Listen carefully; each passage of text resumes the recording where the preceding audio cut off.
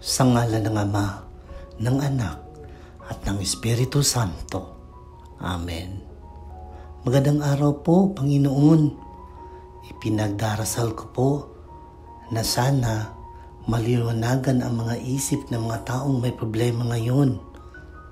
Sana po bigyan niyo sila ng lakas ng loob para makaraos sila ng maayos sa kanilang buhay. Sana po mahanap na nila ang tamang solusyon sa kanilang mga problema.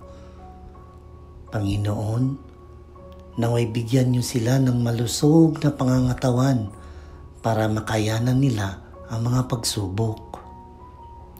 Amang mahabagin, sana po ilayo niyo po sila sa mga taong nagbibigay sa kanila ng problema at paghihirap.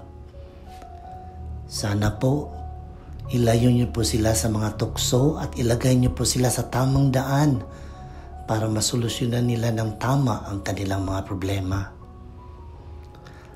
Ama, sana po hawakan niyo ang kanilang mga puso at isipan at ibulong sa kanila ang tamang paraan at solusyon sa kanilang mga problema.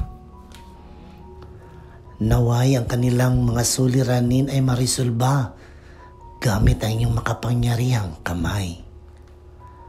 Panginoon, sana pagtibayan niyo ang loob ng mga taong may problema ngayon at sana mabigyan niyo sila ng liwanag sa madilim nilang pinagdaraanan ngayon. Ama namin sa langit, salamat po sa may bibigay niyong tulong at solusyon para sa mga taong may matinding problema ngayon. Salamat po, Panginoon. Sana lagi mo kaming patnubayan at patatagin para malampasan namin ang matinding pagsubok at problema sa aming buhay. Amen.